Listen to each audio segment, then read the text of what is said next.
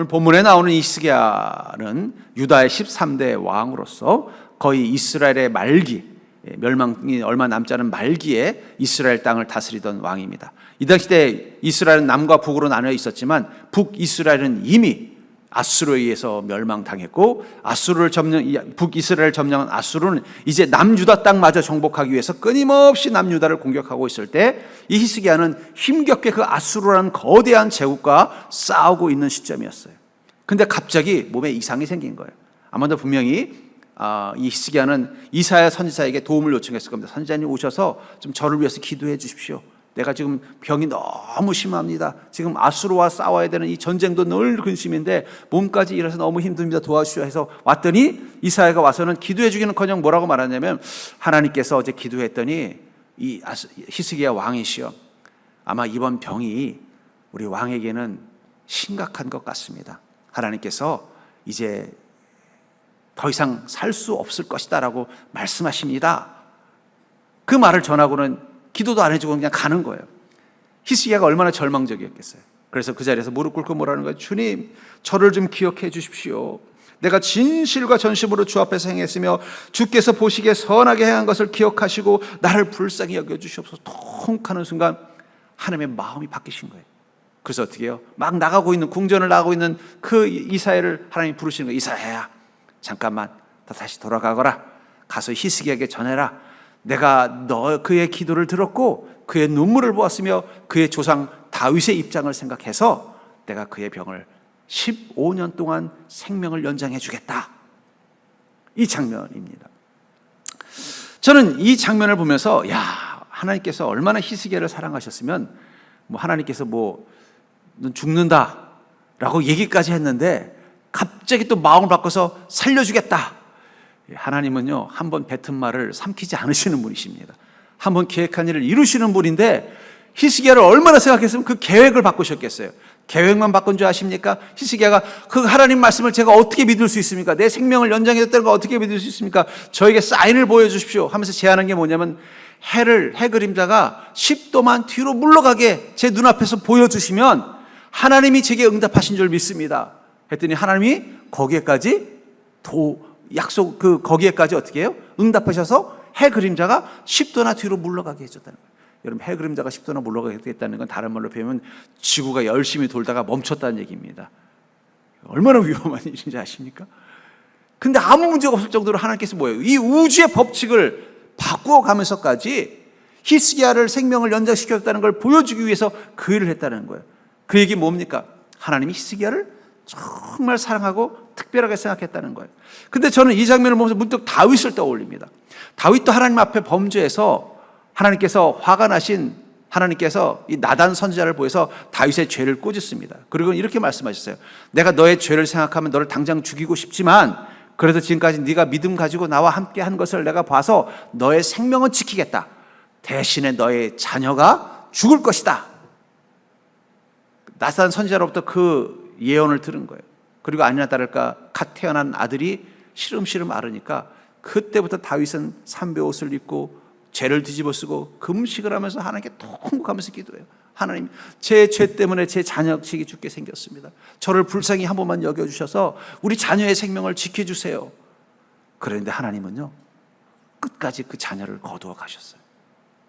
아니, 우리가 생각하기에는 다윗이 더 믿음이 좋고 다윗이 더 하나님 앞에 인정받고 있고 다윗이 더 특별한 믿음으로 살았던 인생인 것 같은데, 다윗은 자기 아들 살려달라고 그렇게 기도할 때는 하나님께서 허락하시지 않으신 하나님이 이 히스기야, 사실 우리는 히스기야가 뭔가 대단한 위대한 일을 했다는 기록이 없어요. 그런데도 그를 하나님이 얼마나 특별하게 여기셨는지 그의 생명을 15년이나 연장해주고 심지어는 그 증거로 보이기 위해서 자연의 법칙까지 바꾸셨다는 거예요. 왜 그러셨을까? 우리가 이 비법을 알면은 우리도 히스기야처럼 하나님의 특별한 은혜를 이 땅 가운데 경험하게 될 줄 믿습니다.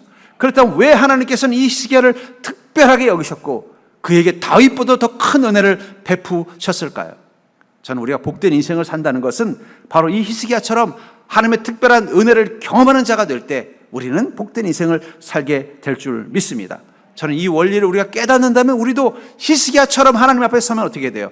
설령 하나님이 우리의 운명에 대해서 결정했어도 주님께서 그 마음을 돌이킬 수 있는 복된 인생이 될 수 있다는 것입니다. 그렇다면 이처럼 히스기야처럼 하나님의 특별한 은혜를 경험한 그리스도인들의 특징은 무엇입니까? 저는 그 특징을 통해서 여러분들도 히스기야와 같은 지혜로운 믿음을 가진 자가 되기를 주의 이름으로 축복합니다. 먼저 하나님께서 이 히스기야를 특별하게 은혜를 베푸신 이유는요, 그는 바로 세속화 시대 영적 고귀함을 지켜내려는 그리스도인이었기 때문입니다. 하나님은 어떤 그리스도인들을 특별하게 여기느냐, 이 세속화 시대에 영적인 고귀함을 지켜내려는 믿음을 가진 그리스도인들을 하나님은 특별하게 여기신다는 것입니다. 열왕기하 18장 3절부터 5절에 보니까 히스기야가 그의 조상 다윗의 모든 행위와 같이 여호와께서 보시기에 정직하게 행하여 그가 여러 산당들을 제거하며 주상을 깨트리며 아사라 목상을 찍으며 모세가 만들었던 놋뱀을 이스라엘 자손이 이때까지 향하여 분향함으로 그것을 부수고 누스단이라 일컬었더라. 히스기야가 이스라엘 하나님 여호와를 의지하였는데 그의 전후 유다 여러 왕 중에 그러한 자가 없었으니. 이 히스기야를 어떤 왕이라고 평가하고 있어요? 그가 한 행위가 다윗처럼 정직하였으며 그 히스기야가 있던 시절에 그 전후의 유다의 여러 왕보다는 전혀 달랐다라는 거예요. 이 히스기야가 왕으로 있던 이 시절 이스라엘은 이미 쇠퇴기입니다. 이 쇠퇴기인 이유는 뭐예요? 강력한 강대국의 괴롭힘도 있지만 이스라엘의 영적으로 이미 침체기였다는 거예요. 이스라엘 왕뿐만 아니라 이스라엘 백성들도 우상을 숭배하고 점점 믿음과 복음을 잃어버리고 말씀에 순종하지 않고 살아가는 시대가 되어버렸다는 거예요. 하나님께서 얼마나 이스라엘 민족이 악해졌는지 화가 나셔서 어떻게 해요? 아수르를 통해서 이스라엘 민족에게 혼을 낸다는 장면을 열왕기하 17장 8절 북이스라엘의 멸망을 이렇게 표현하고 있습니다. 여호와께서 이스라엘에게 심히 노하사 그들을 그의 앞에서 제거하시니 오직 유다 지파 외에는 남은 자가 없으니라. 그러니까 북이스라엘이 아수르에 의해서 멸망한 이유를 열왕기하 17장 18절은 뭐라고 말하고 있어요? 그들이 하나님께 심히 범죄해서 하나님이 그들에게 심히 노하셨기 때문이라는 거예요. 그래서 하나님이 어떻게 했어요? 직접 제거하신 게 아니라 아수르를 통해서 그들을 제거하셨다는 거예요. 더 이상 이스라엘 땅에 살 수 없도록 만들어버리고 그 땅에는요 아수르 민족들이 이방 거민들이 사는 사마리아 땅으로 만들어버렸다는 거예요. 그리고 유다 땅만 남았다는 거예요. 그 정도로 하나님을 실망시키던 시절에 히스기야는 무엇을 했다고 말하고 있어요? 왕이 되자마자 산당들을 제거하고 우상을 파괴하고 심지어는 놋뱀까지도 없앴다라는 거예요. 그 전에도 그래도 제법 이 하나님 앞에 좀 순전해 보려고 애를 쓰는 왕들이 몇몇 있었습니다. 근데 그들은 비록 우상은 제거했지만 산당까지는 제거하지 못했어요. 이 산당은 어떤 것이냐? 하나님 여호와를 믿는 신앙이지만 약간 기복적 신앙, 주술적 신앙. 그러니까 각 국민들이 각자 자기 지역에서 이 하나님께 이렇게 기도하면은 하나님이 자녀를 주신대, 이렇게 기도하면 하나님께서 뭐 병을 낫게 해준대. 그런 약간 타협적인 신앙, 순전한 완전히 복음적인 게 아니라 적당히 좀 타협하는 듯한 그런 신앙을 가진 신앙을 드리는 곳이 산당 같은 곳이었어요. 그런데 이 산당들은 워낙 국민들이 선호하고 그곳에서 신앙생활하는 걸 좋아하니까 이걸 없애버리면 왕으로서 어떻게 돼요? 그 국민들의 원성을 사는 게 불편하니까 비록 우상까지는 없앴지만 산당까지는 그 이전의 왕들은 못 건드렸던 거예요. 근데 히스기야는 어떻게 했다는 거예요? 그 산당까지도 과감하게 철저히 복음의 본질에 맞는 그런 신앙 공동체를 만들기 위해서 그런 행동을 했을 때 하나님이 어떻게 하신 거예요? 야, 너 제법이다. 하나님이 기대하지 않았던 일이 일어나는 거예요. 거기에 하나님께서 어떻게 해요? 그를 특별하게 생각했다는 거예요. 히스기야의 이 영적인 개혁은요 너무나 파격적인 것이고 그건 그 당시 때 정치적인 부담이 컸던 거예요. 지금 국민들의 지지를 받고 국민들이 한 마음이 되어도 이 아수르라는 큰 적과 싸워 이길 수 없는 시대에 오직 하나님 한 분 바라보면서 어떻게 한 것입니까? 그 산당마저도 제거해 버렸다는 거예요. 그것을 하나님 보신 것입니다. 창세기 6장 5절부터 9절에 보면 하나님께서 이 땅을 물로 심판할 때의 상황을 이렇게 말합니다. 여호와께서 사람의 죄악이 세상에 가득함과 그의 마음으로 생각하는 모든 계획이 항상 악할 뿐임을 보고, 저는 요즘 세상 돌아가는 거 보면 이 말이 이해가 돼요. 야, 인간의 눈에도 저렇게 보이니 하나님은 그 중심까지 보시고 얼마나 인간들에 대해서 참 실망하셨을까. 땅 위에 사람 지으셨음을 한탄하사 마음에 근심하시고. 하나님께서 인간을 이 땅에 만드신 것을 한탄하신다는 거예요. 저는 이 자연재해가 막 특별할 때마다 그게 그냥 자연재해로 느껴지지 않고 그 태풍은 하나님의 한탄하는 한숨 소리로, 그 폭우는 하나님께서 정말 근심되는 눈물로 보일 때가 있어요. 하나님께서 이 땅의 인간들의 죄가 너무나 커서 지금 한탄하고 마음에 근심하고 있구나. 이르시되 내가 창조한 사람을 내가 지면에서 쓸어버리되 사람으로부터 가축과 기는 것과 공중의 새까지 그러하니니 이는 내가 그것들을 지었음을 한탄함이니라 하시니 그러나 노아는 여호와께 은혜를 입었더라. 하나님께서 그 땅의 악이 너무나 큰 걸 보고 정말 한숨밖에 안 나고 내가 이것들을 더 이상 이 땅에 놔두면 안 되겠다, 심판을 계획하고 있는데 그때 누구를 보신 거예요? 노아가 눈에 들어오더라는 거예요. 근데 그 노아는 어떤 사람이라고 말하고 있냐면 9절에 이것이 노아의 족본이라. 노아는 의인이요 당대의 완전한 자라. 그는 하나님과 동행하였으며. 노아를 의인이면서 또 누구라고 말하고 있어요? 당대, 그 시대의 완전한 자다. 저는 이 당대라는 단어를 생각해 봅니다. 왜 하나님께서는 노아를 의인이요 완전한 자라고 말하지 않고 당대라는 말을 썼을까요? 노아의 믿음 하나만 가지고 모든 세대를 아울러서 바라보면은 꼭 완전하진 않은 거예요. 근데 적어도 그 시대 그들의 악에 비교하면 하나님이 어땠다는 거예요? 노아는 그래도 그곳에서 온전한 믿음을 지켜낸 자라는 거예요. 여러분, 세상이 너무나 악한 시대를 우리는 살고 있습니다. 근데 중요한 건 뭐냐면 하나님의 눈에 악한 시대일수록 여러분 우리가 조금만 믿음으로 살아도 하나님의 눈에 띈다는 사실을 기억하시기 바랍니다.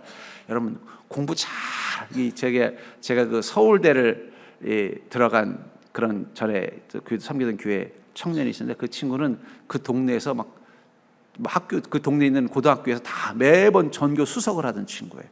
그런 친구가 서울대를 들어갔어요. 근데 서울대 들어갈 때 다 당연히 그럴 거라고 생각하고 축하해 줬어요.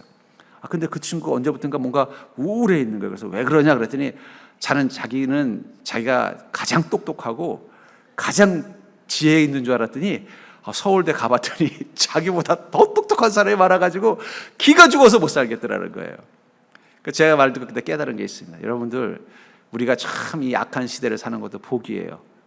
왜냐하면 조금만 믿음 생활 잘해도 어떻게 돼요? 난 너 믿음 정말 좋다. 하나님 눈에 띈다니까요. 공부 잘하는 동네 가서 공부해봤자 티 안 나는데 공부를 싫어하는 동네 가서 공부하면요, 야, 너 왜 이렇게 똑똑하냐는 소리 듣는 거예요. 그래서 우리 옛날에 어른들이 그런 말 하잖아요. 용의 꼬리가 되느니 뱀의 머리가 되라. 어쩌면 우리가 참 악한 시대를 살고 있어요. 그렇죠? 하나님도 지금 아마 탄식하고 있을 것 같아요. 내가 왜 인간을 창조해가지고 내가 만든 이 창조물은 이 피조 세계가 이렇게 험하게 꼴을 내가 그냥 봐야 되나 말아야 되나. 하나님 지금 근심이 많아요. 예전에는 그래도 노아 시대 때는 그냥 그래 쉽게 결정이라도 할 수 있었죠. 근데 이제 결정도 못 하세요. 왜냐하면 예수님까지 보내놨는데 이제 와서 심판하기에는 아직은 이제는 좀 기다려야 되는 거예요. 하나님 지금 그런 마음일 것 같아요. 노아 시대 때 마음이면 벌써 노아 시대 때 그때 이 어리석은 인간들아, 내 눈에는 노아 시대 때 그때 그 인간들이 너희들보다는 좀 착했던 것 같다. 근데도 우리 왜 심판 안 하시느냐? 예수님 때문에 못 하시는 거예요. 예수님이 조금만 더 기다려달라고 자꾸 부탁하는 거예요. 그런 이 시대에 우리가 조금만 주님 앞에 믿음으로 살려고 하고, 세속화라는 게 뭔지 아세요? 육적인 것에만 관심을 가지고 사는 거예요. 우리 시대는 철저히 유물론자들은 아니지만 거의 물질의 모든 마음이 빼앗겨 사는 시대를 살고 있어요. 관심이 육적인 것에만 밖에 없는 이 세속화된 시대 가운데 그래도 영적인 고귀함을 지켜내기 위해서 믿음을 가지려고 생각하고 하나님을 바라보려고 생각하는 우리를 볼 때마다 하나님 눈에 팍 띄는 거예요. 팍 띄는 거예요. 어쩌면 그게 복일 수도 있습니다, 여러분들. 그러니까 여러분들 참 복받은 사람들이에요. 옆 사람 보고 인사할까요?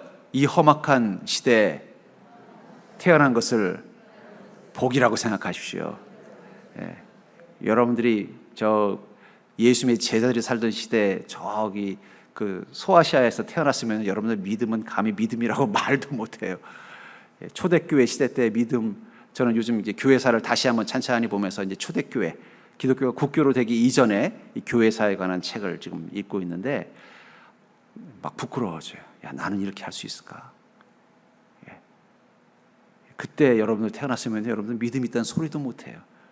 지금 험악한 시대니까, 죄와 악이 가득한 시대니까 그래도 내가 믿음으로 살려고 하는 이 모습이, 교회 주일날 이 교회 나와서 그래도 예배 전에 서려고 하는 이 모습이 하나님 눈에 띄는 거예요. 뜨니까 어떻게 돼요?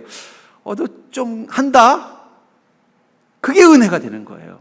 히스기야가 정말 대단한 믿음을 가지고 있었고, 뭐 다윗과처럼 뭐 대단한 그리스도인, 만약에 그랬으면요, 이 아수르도 아마 다윗이 만약에 이 히스기야 때 이스라엘의 왕이었으면요, 아수르를 벌써 멸망시키고 그 땅까지도 차지했을 거예요. 근데 그는 그 정도의 믿음 되지 않았던 거예요. 그 정도의 영적인 능력을 갖지 못했어요. 그럼에도 불구하고 다윗에게도 허락하지 않았던 그 생명을 연장하는 복을 주신 이유는 그때가 너무 악한데도 그럼에도 불구하고 그 안에서 믿음을 지키려고 하는 이 히스기야의 중심을 하나님은 특별하게 보신 것입니다. 맞아요. 요즘 예수 믿기 힘든 시대예요. 믿음대로 살기 어려운 시대예요. 그런 때이기 때문에 우리가 주님 앞에 믿음을 가지고 살려고 하면 할수록 하나님의 눈에 띄는 것입니다. 하나님의 눈에 띄기 때문에 하나님의 은혜가 우리 가운데 특별하게 임하는 것입니다. 절 따라해볼까요? 믿음만 잘 지켜도 대박이다. 우리가 그런 시대를 사는 걸 오히려 감사하는 자 되기를 주의 이름으로 축복합니다. 두 번째로 하나님의 특별한 은혜를 경험하는 그리스도인의 특징은 바로 이 히스기야는 복잡한 세상 인생의 문제에도 오직 말씀을 따라서 살려고 애를 썼다는 것입니다. 하나님이 어떤 인생을 특별하게 생각하느냐? 복잡한 세상의 문제 가운데서도 오직 말씀을 따라 살려고 애를 쓰는 그리스도인들에게 하나님은 특별한 은혜를 허락하신다는 것입니다. 열왕기하 18장 6절부터 9절에 보면은 곧 그가 여호와께 연합하여 그에게서 떠나지 아니하고 여호와께서 모세에게 명령하신 계명을 지켰더라. 여호와께서 그와 함께 계심하심에 그가 어디로 가든지 형통하였더라. 저가 아수르 왕을 배반하고 섬기지 아니하였고. 비록 지금 이 아수르라는 거대한 힘 앞에서 무릎 꿇고 오히려 그가 섬기던 신을 모셔다가 같이 숭배하고 그를 주인으로 모시고 그의 명령을 따라 살아도 이 이스라엘 땅을 지켜낼지 말지 하는 이 풍전등화 같은 이 시간 가운데 히스기야는 어떻게 했다는 거예요? 더 하나님과 가까이 하면서 더 하나님의 말씀과 명령을 따라서 이스라엘을 다스리기 시작했다는 거예요. 그랬더니 하나님은 어떻게 하셨다는 거예요? 그가 어디로 가든지 형통하게 하셨다는 거예요. 그가 이스라엘 민족의 개혁을 했던 모든 그것은 하나님의 말씀에 근거해서 했던 것입니다.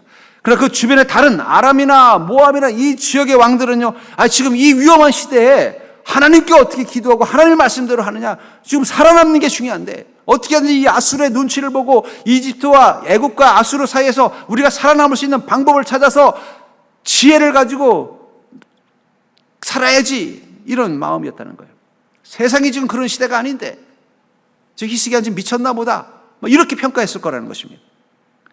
우리 시대가 그렇죠. 세상의 원리가 지금 약육강식과 적자 생존이 생존 비법인 시대라는 거예요. 강자 앞에 가서는 꿇고 약자 앞에서는 잔인해지고 살아남기 위해서는 수단과 방법을 가리지 않아도 내 생명 하나 지키기 힘든 시절을 우리 살아가고 있습니다. 히스기야도 그런 시절을 살고 있었다는 거예요. 그런데 그 속에서 어떻게 했다는 거예요? 말씀 앞에 철저히 여호와께서 모세에게 명령하신 계명을 지키면서 함께 하려고 애를 썼다는 거예요.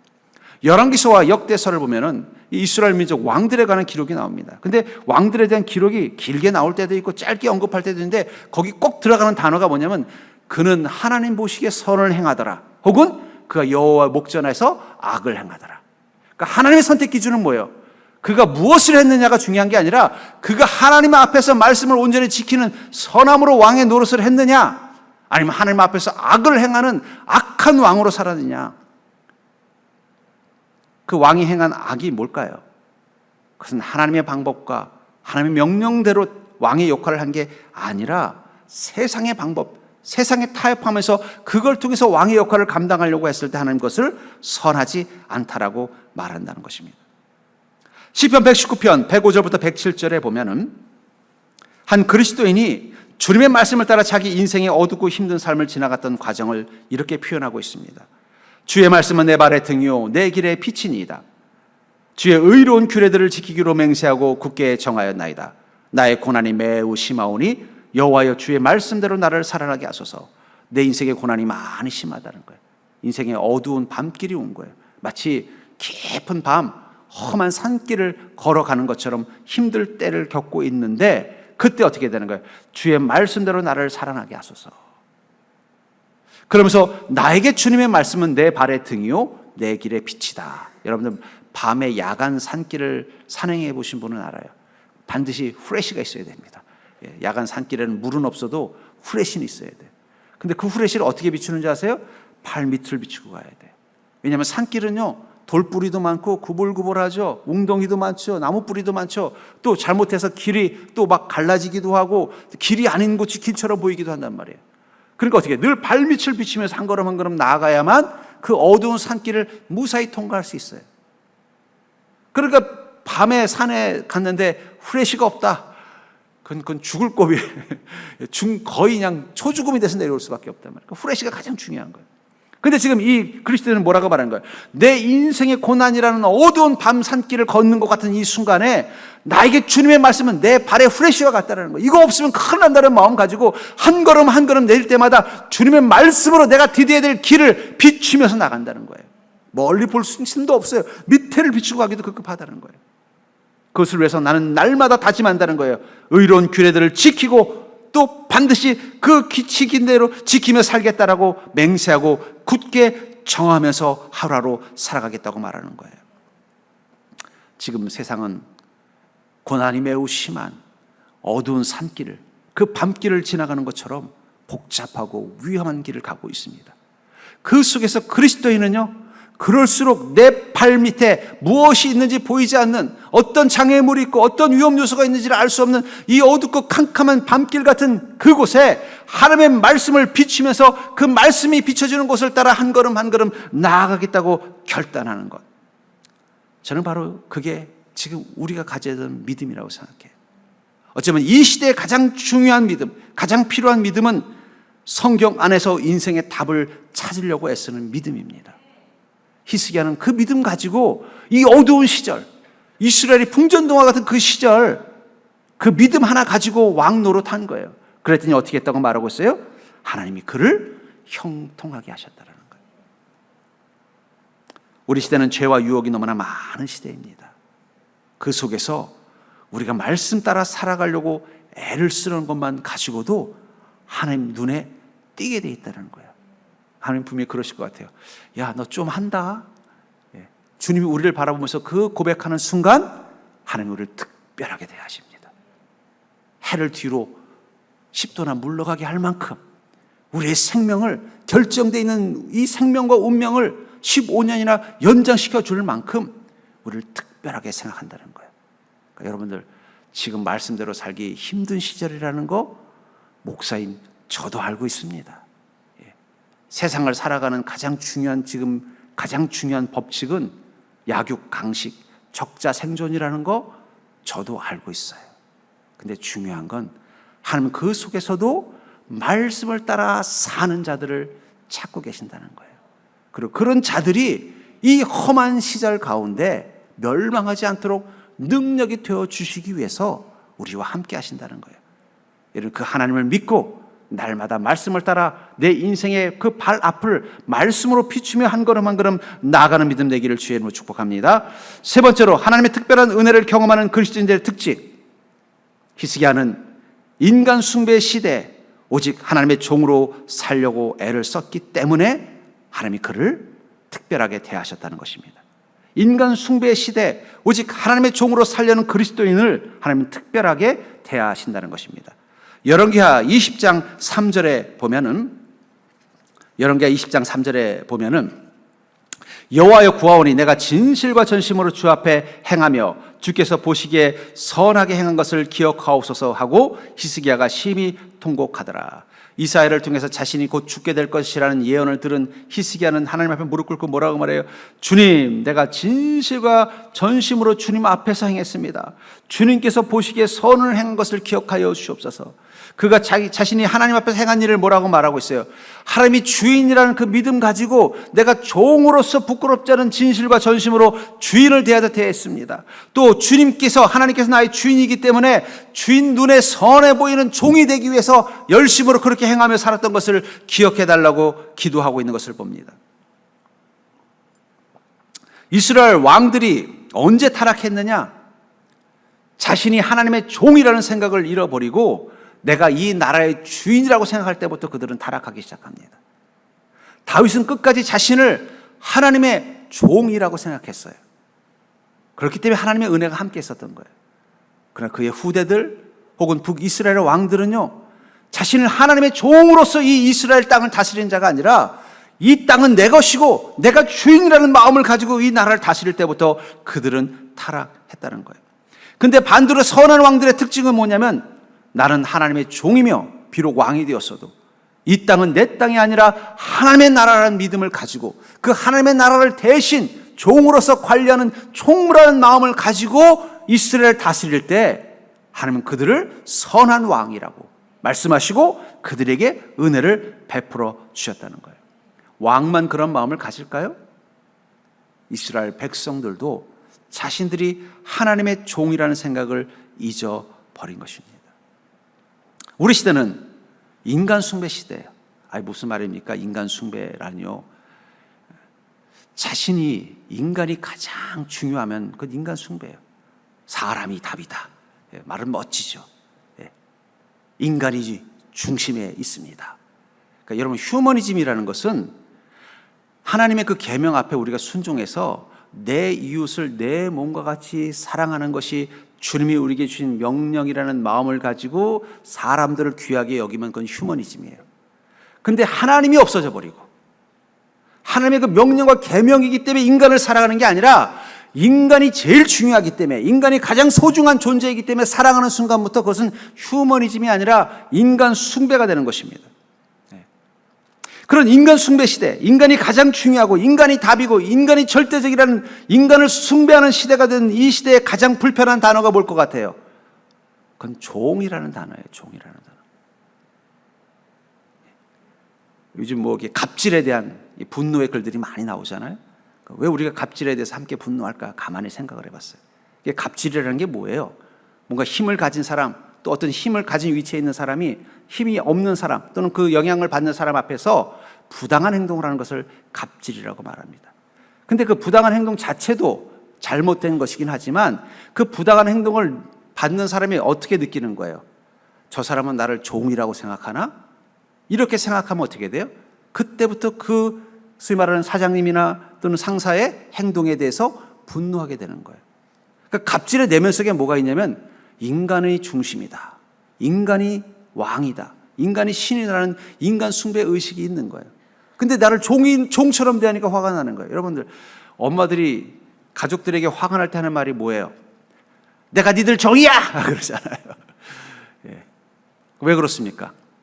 아니, 남편이 자신에게 하는 행동이 또 자녀들이 자신에게 하는 행동이 마치 나를 종처럼 대하니까 화가 나는 거예요. 밥을 해주고 요리를 해주고 또 집안 살림을 하고 자녀들을 돌봐주고 하는 그것들이 마치 당연한 것처럼 엄마 이것도 좀 해줘야지 저것도 좀 해줘야지 당신 이거 왜 안 하고 있어 그러면 내가 당신들 종이하고 화가 나는 거예요. 근데 그때 갑자기 태도를 바꿔서 여보 당신이 없으면 우리 가족은 안 돌아가. 엄마가 그거 해줘서 너무 고마워 이러면요. 그 다음에 그 말 안 하고 어떻게 해요? 똑같은 일을 하지만 화를 안 내요. 여전히 가서 밥을 해주고 여전히 가서 자녀들을 위해서 뭔가 애를 써주고 남편을 위해서 뭔가 음식을 만들고 다 해도 화가 안 나는데 이제 보니까 이것들이 나를 종이라고 생각하나 봐. 그러면 그다음부터 화가 나는 거예요. 그 근원 속에 뭐가 있는 거예요? 인간 숭배 의식이 있다는 거예요. 제가 어릴 적에 우리 동네에 우리 젊은 우리 장사를 하시는 분이 한 분 계셨어요. 근데 그분은 주일날도 장사를 하면서 아침에 일찍 나오십니다. 그럼 제가 또 주일학교 9시, 그때는 9시에 주일학교를 했는데 주일학교를 가면요. 그분이 꼭 그런 거예요. 야, 너 어디 가니? 그러면 저 교회 가요. 그럼 왜 교회 가? 하나님 믿으러 가요. 그러면 야, 무슨 하나님을 믿니? 내 주먹을 믿어. 그러는 거예요.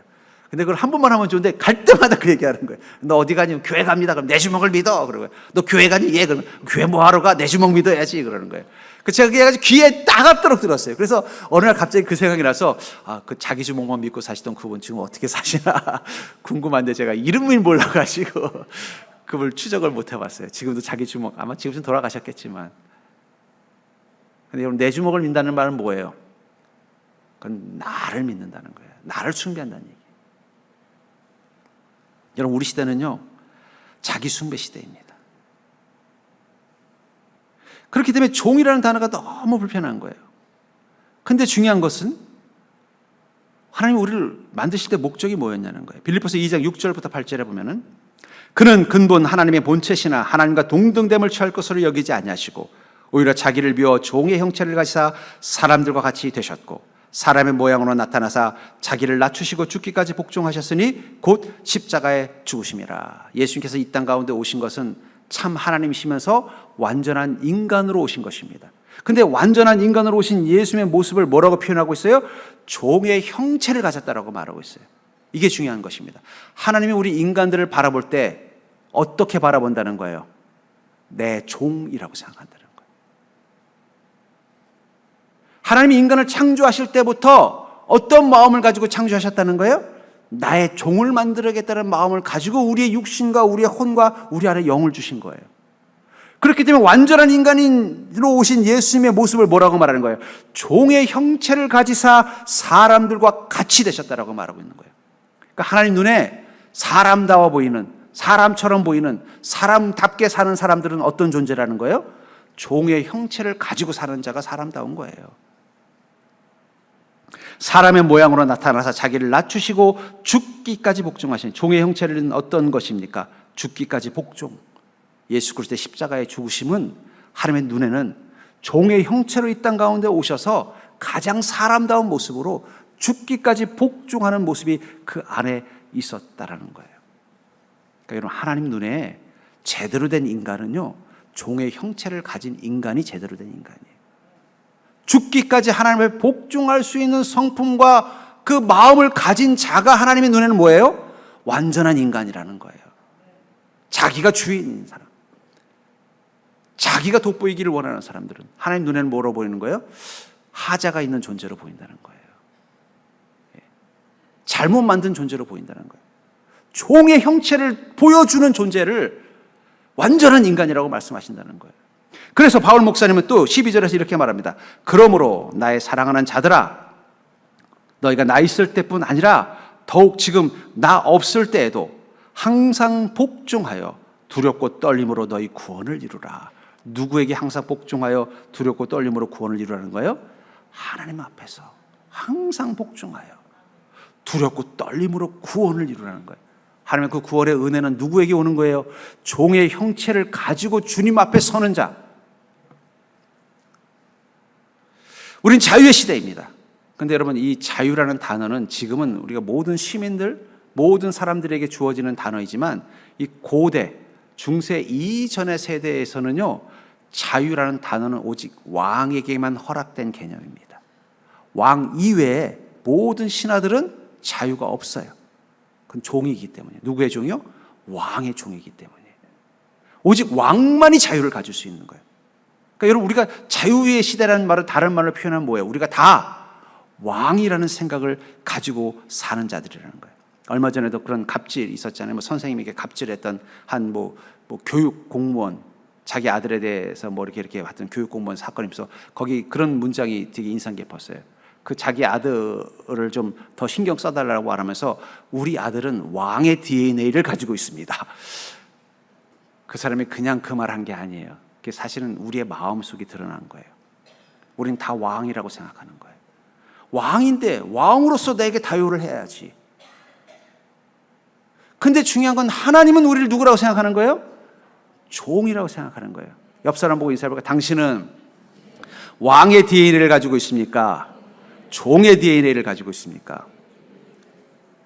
왕의 DNA를 가지고 있는 사람은 하나님 눈에 들어오지 않습니다.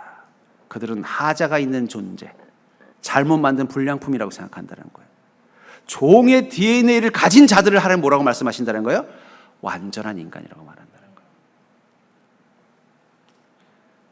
우리 인간 숭배의 이 시대에는요, 우린 자신이 왕, 자신이 주인공, 자신이 주체라고 생각하는 것이 건강하고 건전한 것이고 그렇게 사는 것이 행복하다고 말하는 시대에서 그럼에도 불구하고 나는 하나님의 종이라는 정체성을 가지고 살려고 할 때 하나님이 우리를 바라보면서 뭐라고 말씀하신다는 거예요? 너는 당대의 온전한 자다. 너 내 마음에 든다.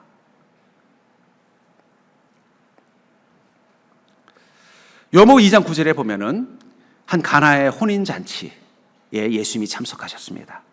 근데 그만 이 잔치가 아직 막 무르익고 있는데 그만 이 손님의 이 술을 예측을 못해서 이 포도주가 다 떨어져 버린 거예요. 근데 그 당시 때는 이 포도주는 그냥 뭐 음료수의 개념이 아니라 그 잔치를 상징하는 거예요. 그래서 이 연회장, 그 잔치를 이렇게 주관하는 매니저 역할을 하는 연회장이 이제 끝날 때가 됐다. 그럼 이렇게 말해요. 여러분들 어떻게 이번 결혼식 즐거우셨습니까? 예, 우리 신랑 신부에서 박수 한번 칩시다. 행복한 결혼 됐어요. 축복 한번 합시다. 아, 그리고 어떡하죠? 포도주가 떨어졌네요. 하면 이건 뭐예요? 이제는 우리가 헤어져야 할 시간. 다음에 또 만나요. 이런 뜻이란 말이에요.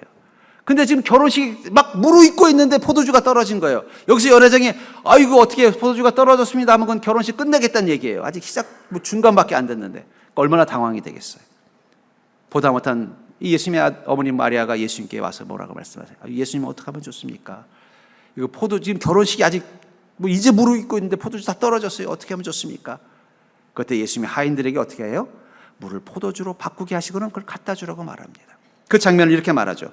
연회장은 물로 된 포도주를 맛보고도 어디서 났는지 알지 못하되 물 떠온 하인들은 알더라. 저는 이 장면을 생각하면서 어쩌면 우리 시대를 잘 표현하고 있는 것 같아요. 그 결혼잔치는 우리 인생이에요. 사람들은 다 자기 인생이 축제 같은 시간이 되기를 다 자기가 주인공. 여러분 결혼식장은요 신랑 신부만 주인공 같지 않아요. 저 결혼식장에 이렇게 가보면요 결혼식장과 장례식장의 차이점이 뭔지 아세요? 결혼식장에 가면 다 자신들이 주인공 같고요. 장례식장 가면 다 자신들이 죄인처럼 느껴져요. 그래서 참배하는 이 문상객들도 어떻게 해요? 웃을까봐 그냥 꼭 참고 웃기는 일이 있어도 막 웃으면 안 되는데 하면서 막 그게 뭐 죄인 같은 마음이 들어요. 근데 결혼식장 가면요 다 자신들이 주인공 같으니까 막 어때요? 분위기가 막 떠 있죠. 또 음식 먹는 식장에 가면 막 다들 막 그냥 어쩌면 우리가 사람들이 원하는 건 이 땅이 자신들이 마치 주인공 같은 느낌이 들은 이 결혼식장 같은 인생이 되기를 원한다는 거예요. 근데 그곳에서 유일하게 이 축제를 즐기지 않을 수 없었던 사람들이 있었어요. 그게 하인들이에요. 하인들은 결혼식이 더 커지고 더 무르익을수록 그는 자신들이 종이라는 것을 더 절절히 느꼈을 거예요. 왜요? 더 많은 음식을 가져다 줘야 되고 더 많은 포도주를 채워다 줘야 되고 더 많은 손님들을 접대해야 되니까 야, 나는 여기 종으로 왔구나. 이게 더 절절히 느껴지는 거예요. 근데 중요한 건 그곳에 하나님이 오셨을 때 그 하나님을 만날 수 있었던 사람들은 종들밖에 없었다는 거예요. 거기 다른 그 연회장에 왔던 다른 사람들은요 예수님이 하나님인 것을 발견하지 못했습니다. 오직 그 종으로 온 사람 그 하인들만이 예수님이 하나님인 것을 발견할 수 있었다는 거예요. 저는 우리 시대가 그렇다고 생각해요. 여러분 세상이 막 축제장 막 신나고 즐거운 일들이 가득하고 모두가 다 주인공이고 주인이고 자유롭고 풍요롭고 그런 땅 가운데 하나님이 오셨고 그 하나님을 발견할 수 있는 사람은요 자신이 종인 것을 기억하고 사는 사람만이 하나님을 만날 수 있다는 사실을 주님은 이 가나안 포도 잔치를 통해서 우리에게 말씀하고 있는 것입니다. 모두가 주인공이 되고 싶은 이 혼인잔치 같은 세상 속에서 스스로 하나님의 종이 되어 살 때 우린 이곳에 오신 예수님을 만나는 복을 누리게 되는 것입니다. 하나님께서는 분명히 히스기야 시대 그 땅을 보면서 엄청 실망했을 거예요. 아니 그 이방 민족들은 뭐 하나님께서 이미 마음을 접었지만 적어도 아브라함의 후손 다윗의 자식 후손들을 많은 하나님 앞에 온전한 믿음이 될 줄 알았더니 그들마저도 너무너무 실망시키고 있었어요. 얼마나 실망이 됐으면 북이스라엘은 아수르에 의해서 완전히 지워버리고 남이스라엘도 위태위태한 상황이었겠어요. 하나님의 그 실망감 속에 사로잡혀 있는 그 순간 그래도 하나님에게 작은 위로가 되는 한 존재가 있었던 것입니다. 그가 바로 히스기야인 거예요. 그렇기 때문에 하나님은 그를 특별하게 사랑하실 수밖에 없었다는 거예요. 아마 분명히 하나님께서 이렇게 말씀하실 것 같아요. 히스기야야, 그래도 내가 너 때문에 산다. 내가 이 땅을 바라보면 너무 실망되고 너무 화가 나지만 그래도 너를 보니까 내가 조금 위로를 받는다. 너는 나에게 소중한 자야. 어쩌면 지금 하나님은 이 땅을 보면서 더 실망하고 있을지도 몰라요. 근데 우리가 그 하나님에게 작은 위로를 줄 수 있는 히스기야 같은 존재가 될 수 있다는 사실을 기억하십시오. 히스기야처럼 비록 물질적인 세속 사회지만 여전히 영혼의 고귀함을 추구하고 그것을 지키기 위해서 믿음으로 살아가고 비록 세상은 약육강식과 적자 생존의 악한 법칙에 의해서 살아가는 세상이 되었지만 여전히 말씀을 따라 한 걸음 한 걸음 살아가려는 믿음의 결단으로 살아가고, 세상은 자신이 주인이 되고 주인공이 되고 자기를 숭배하는 시대이지만 여전히 자신이 하나님의 종인 것을 기억하고 살려고 하는 그 믿음을 가진 우리 때문에 하나님은 위로를 받으시는 것입니다. 전 여러분들이 하나님의 위로가 되는 인생이 되기를 주의 이름으로 축복합니다. 하나님의 위로가 된다면 하나님은 반드시 우리 인생 가운데 또한 위로자가 되어 주실 것입니다.